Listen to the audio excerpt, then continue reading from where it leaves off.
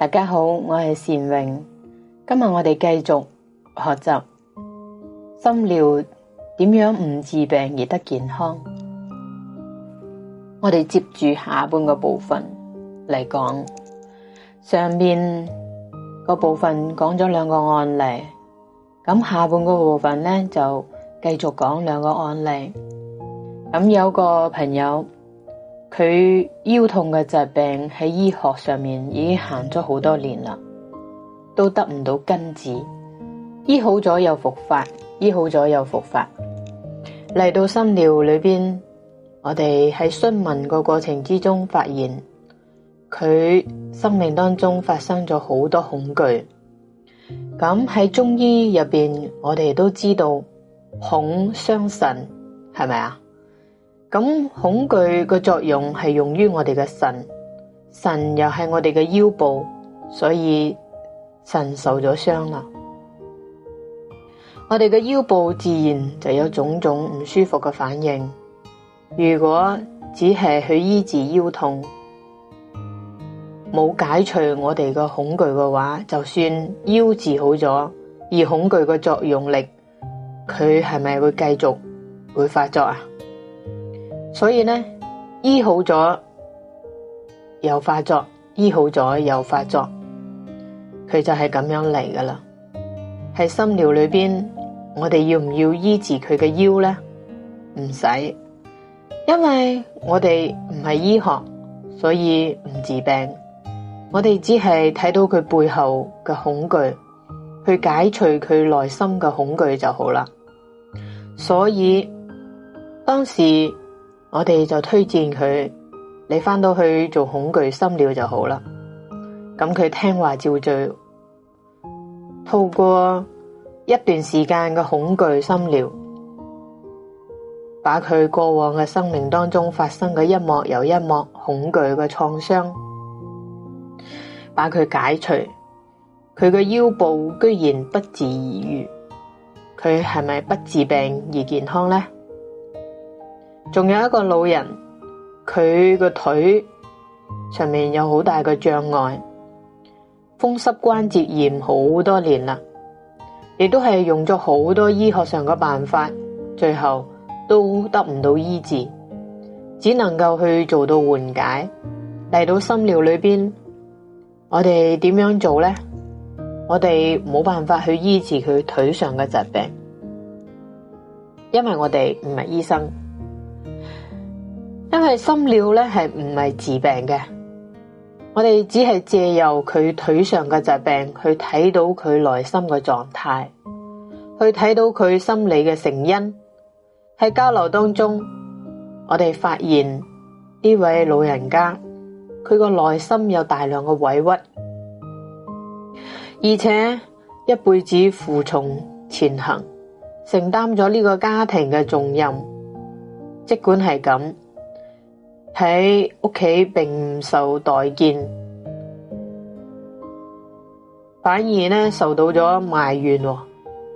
佢明明都唔想做嘢嘅，但依然逼住自己去做嘢，覺得人生就係咁樣無助同埋無望。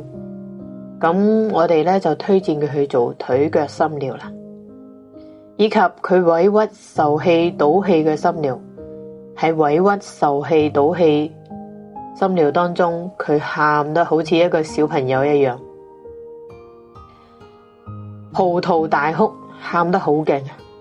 好啦，就係咁樣透過委屈受害倒氣嘅心療，狠狠咁喊咗好多場。居然我哋冇醫治到佢嘅腿腳，居然佢個腿腳嘅障礙就解除咗啦。咁你睇，咁係咪不治病而健康呢？仲有好多好多，呢個係身體上嘅案例。咁仲有一啲醫學上唔容易解除嘅一啲障礙，實際上亦都同我哋嘅心理疾病有莫大嘅關聯嘅。比如係賴床，即係賴尿喺床上，或者係我哋細個嗰時經常會賴尿喺床上。尿床嘅小朋友，我哋去醫院檢查，你會發現各種指標都係好好噶，器官都冇問題，但係就有尿床呢個障礙，咁點樣辦呢？嚟到心療入邊，我哋往往係會推薦佢去做恐懼心療，因為恐係傷神嘅，佢就會出現尿床呢個障礙同埋困擾啦。所以我哋只要做恐懼心療，基本上都能夠解除我哋尿床呢一個困擾，大家不妨一試。咁從醫學上，我哋冇去醫治呢個病，冇做啊，我哋只係解除咗佢背後嘅心理成因，就係心病仲需心藥醫，亦都係常醫醫心。仲有一個夥伴，佢係肝膽系列嘅疾病或者係障礙，去到咗老中醫嗰度，佢哋會開一個疏肝理氣嘅方，咁就透過呢一副中藥，或者我哋個肝膽嘅疾病的確係得到咗解除。然而呢，過咗冇幾耐，你就會發現啦，佢個肝膽病又犯咗咯。呢個係咩原因呢？喺中醫入邊就係話勞傷肝，往往肝膽上嘅障礙同埋疾病係由我哋嘅心理負荷嬲，又或者係生悶氣導致嘅。如果嬲呢個作用力得唔到解除嘅話，只係去醫治我哋嘅身體，就算將個身體醫好咗，而呢一股作用力佢係咪又繼續會創化？所以我哋嘅肝膽嘅障礙佢會持續咁出現噶。所以唔係醫生唔高明，亦都唔係醫療唔夠先進，而係我哋個作用力冇解除。心療常醫醫心，心病仲需心藥醫。我哋只係去解除佢背後生悶氣，解除我哋背後嘅嬲，咁我哋個肝膽嘅作用力佢就會將佢解除咗啦，佢自然而然就會幫助佢個肝膽疾病而得到康復啦。仲有好多癌症嘅朋友，往往亦都會運用到心療嚟協助我哋嘅健康。咁心療治唔治癌症呢？心療當然唔治癌症啦，朋友們，因為心療係唔治病噶。如果你要醫治癌症，當然你要去醫院入邊啦。咁心療點解又對癌症嘅康復又會有好大個幫助呢？佢個作用力都幾大噶。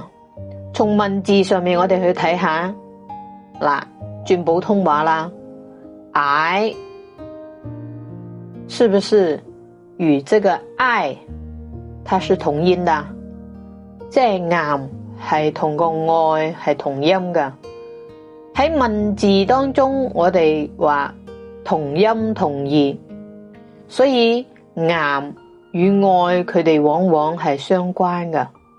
咁我哋點樣嘅相關法呢？我哋睇下，如果我哋嘅愛受到咗阻礙，甚至愛去到咗佢嘅反面呢，係叫做咩啊？係恨啊！我哋嘅內心有莫大嘅恨，而讓呢個愛冇辦法流通嘅時候，咁我哋嘅生命或許喺某一個部位就會發生癌變啦。如果呢個癌就係我哋嘅恨所創化，朋友們啊，你哋睇下，我哋只係從物質嘅層面去解除咗呢個癌細胞嘅話，你會發現，就算把呢個癌細胞全部都割咗啦，都冇用噶，因為你個恨都仲喺度，恨繼續會創化。所以喺生活當中，我哋會發現某一個人去醫院，長咗癌細胞個部位，將佢全部都割咗啦。通過一段時間，而其他個部位又開始癌變啦。喺醫學上面往往叫做轉移，但實際上唔係咁樣噶，朋友。你都將癌細胞都割完啦，咁點樣嚟到個轉移呢？呢個唔係叫轉移，而係創化癌細胞嘅力量都仲喺度。嗰個力量係乜嘢？就係我哋內在嘅某一個恨啦。我哋嘅恨如果都仲喺度，佢就會繼續咁創化出癌。所以喺心療入邊，我哋唔去醫治癌症，而係去醫治佢嘅恨，去醫我哋心中嘅恨。當我哋嘅內心嘅恨被徹底釋懷咗啦，我哋嘅內在嘅愛就滿滿咁升起嚟嘅時候，我哋嘅癌嘅疾病同埋障礙往往咧就得到康復。所以讓心療成為醫生嘅得力助手，成為醫學上嘅一個好好嘅策鍵，咁實在一件係非常之好嘅配合啊！咁有啲伙伴朋友們就覺得有咗障礙之後，或者只係單純咁選擇心療就獲得咗健康，呢個又係咩一回事呢？難道心療俾我哋帶嚟嘅咩？唔係噶，朋友們聽清楚下，心療只係醫心，只係去解除我哋嘅心病嘅心結。咁我哋嘅健康係咩？係點樣嚟嘅呢？因為我哋生命當中有一個神醫叫做治癒系統，亦都係我哋嘅本能系統。呢個治癒系統相當之強大啊！當我哋將心病心結化解咗之後，治癒系統往往就能夠同步咁啟動。治癒系統佢會修復我哋生命嘅一啲創傷，呢個係我哋獲得不治病而健康嘅根本原因啊！朋友們啊，通過呢一節嘅講解，你知唔知心療帶嚟不治病而健康嘅奧秘？你明白咗未？如果你亦都想嘗試，亦都係願意去嘗試，不妨開始心療啦，深度去踐行。好啊，咁呢一節我哋就講到呢度，多謝你嘅收聽。